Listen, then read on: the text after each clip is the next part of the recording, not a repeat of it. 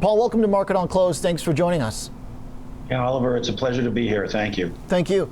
I want to start with details around the partnership that you guys announced yesterday. Obviously, with all the augmented reality excitement, it's nice to see the headlines come through on partnerships and continuing to dive into enterprise. So this is a partnership with Room AG. What does it mean, and what are you guys going to be doing together?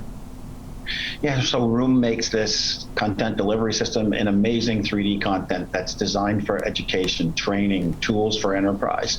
And they have connected that content to our glasses so they can be delivered for all kinds of training purposes, et cetera, in the industrial marketplace and in education.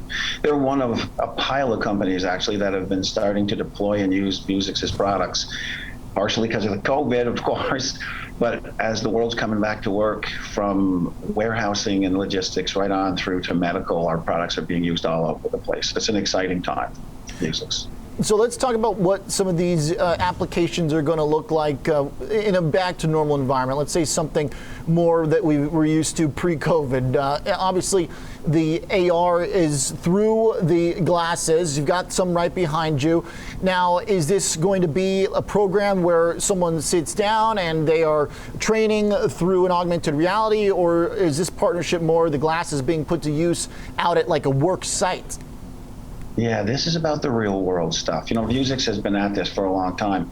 We used to make virtual reality systems where, you know, it might be where you're sitting down, you put the glasses on and you go through a training experience. That's not us.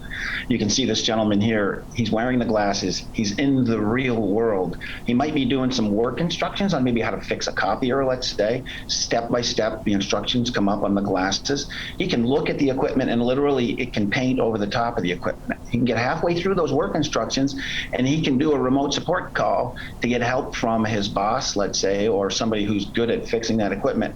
They can literally see what he's doing and draw on the screen for him and help him make the fixes on the fly. So it's the future, really, of computing for mobile workers all over the place. So we have on the medical side, we work with groups like Ohana One, where they're doing remote medical surgeries. They might have a doctor, you know, down in South Africa who's learning a new operation, and the expert doctor in California is sitting in a portal just like we are here, but he's seeing exactly what that doctor's doing, and he can reach up onto his screen and draw, and the doctor can effectively have that expert in the room with him, although he's not there. And you might imagine that's great for COVID because you can't get on a plane and show up in Africa today, but it's even better for green and cost reductions and the whole future. I mean, this is going to be the future of computing. Right now, enterprise is adopting it in a big way.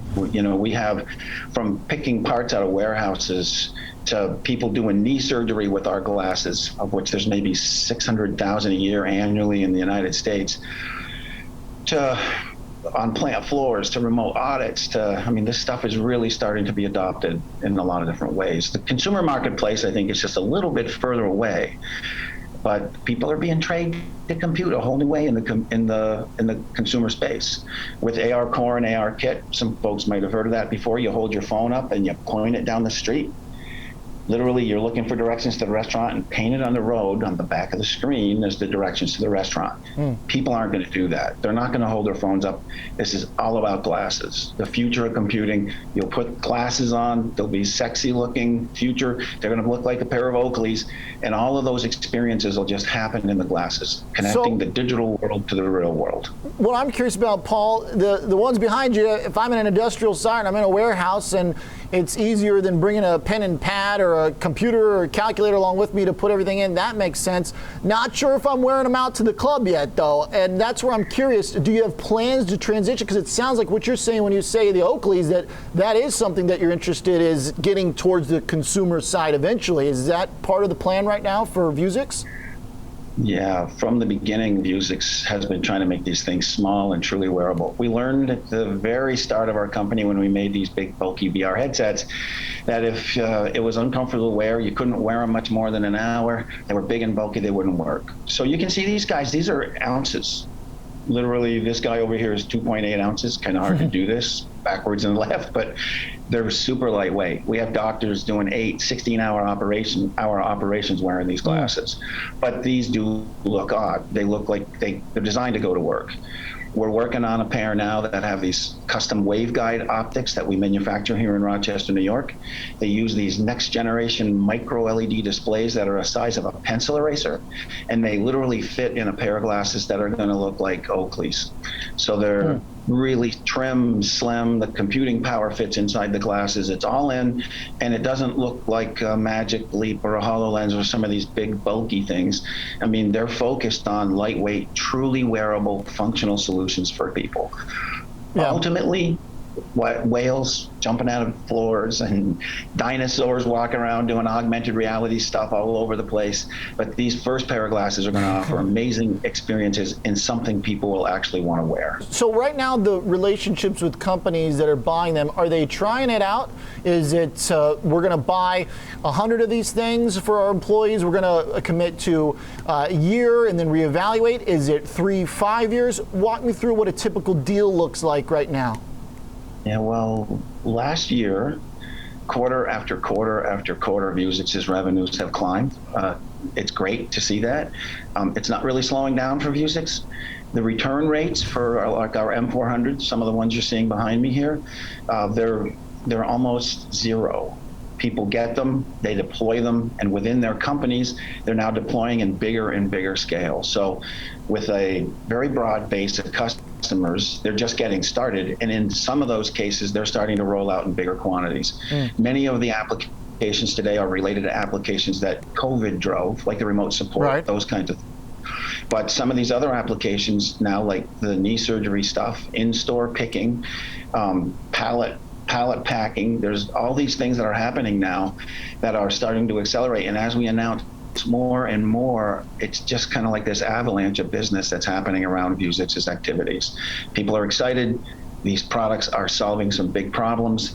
They're going to help with the green economy that's coming, and we just don't see it slowing down. A lot of business that got put on hold just before COVID about a year ago, many of those things are starting back up for Vuzix now too. So it's a great time for Vuzix. I see the revenue. I mean, obviously you've got an earnings around the corner. Obviously the last revenue was extraordinary. You more than doubled. You're up 140%. Quarter before that was around 40%. Pre-COVID though, the 4 quarters I'm looking at all have negatives in front of it. It looks like things turned around on a dime basically in Q1 of 2020. So what kind of growth is going to be reasonable if those COVID forces abate? Again, the companies that started because of COVID are moving forward in spite of it. They're trying to go back to work. These tools allow you to be able to do that in a more cost-effective way. Why send a person when you can send a pair of glasses?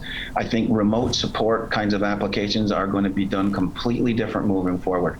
It's the whole, I hate saying it because it's used a lot, but the new normal, that's for stuff that's related to the communications and business continuity. There is a pile of other business that Vuzix has been working on over the years that really had just started coming up for us at this time last year, but it all shut down thanks to COVID. That stuff has all started to come back for Vuzix too. So we don't see business slowing down. We should have a reasonably good first quarter, I must say. As you say, we're getting ready to report. I can't share a lot, but I can offer that things are doing well. Paul, I am curious just to come back to one point before we let you go real quick. Just with typical contracts, are they buying a number of glasses or are they buying a relationship and a contract that lasts over time? It all depends upon who it is and how far along we are in the relationship. In some cases, we are negotiating and have negotiated supply contracts that represent, a continuing rollout of business. And in other cases, they're just supply contracts and they're coming in and they're buying them as they need them. And those numbers on those purchase orders just keep going.